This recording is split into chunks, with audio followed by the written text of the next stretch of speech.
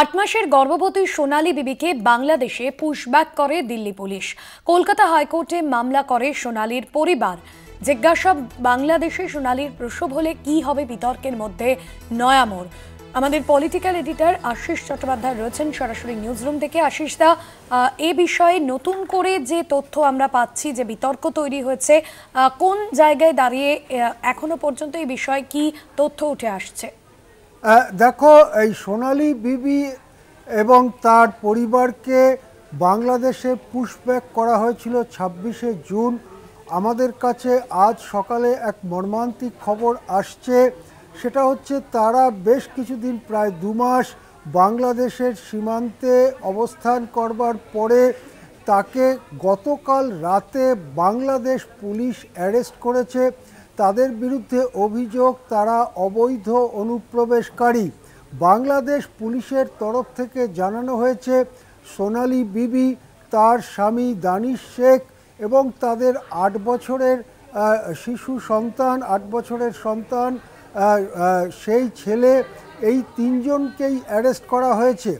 ঘটনাক্রম এই রকম যে বীরভূমের এই পরিবারটি দিল্লিতে তারা দীর্ঘদিন যাবৎ সেখানে কায়িক শ্রম করে খায়।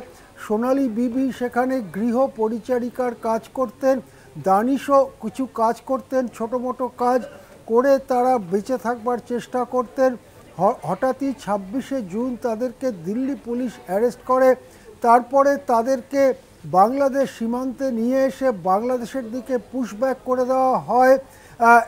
তাদের কাছে ভারতীয় নাগরিকত্বের নানা প্রমাণ থাকলেও সেই সব প্রমাণকে অগ্রাহ্য করেই দিল্লি পুলিশ এই কাজটি করে। এরপরে তারা বাংলাদেশের সীমান্তের মধ্যে থেকে যায় এক দুর্বিষহ অবস্থায়। এখন জানা যাচ্ছে বাংলাদেশ পুলিশ তাদেরকে গ্রেপ্তার করেছে। আজ শুক্রবার এই পরিবারটিকে আদালতে, বাংলাদেশের আদালতে পেশ করার কথা এবং আদালত যা নির্দেশ দেবে সেই অনুযায়ী কাজ হবে বলে বাংলাদেশ পুলিশ জানাচ্ছে।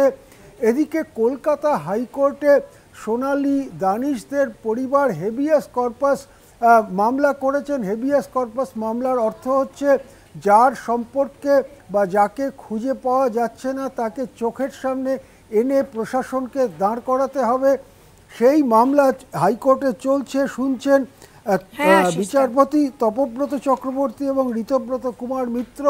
তার মধ্যেই এই পরিবারটিকে বাংলাদেশ পুলিশ গ্রেপ্তার করেছে এবং রাষ্ট্রহীন হয়ে যাচ্ছেন এই পরিবারটি, এরকম ভয়ঙ্কর কথা সামনে আসছে।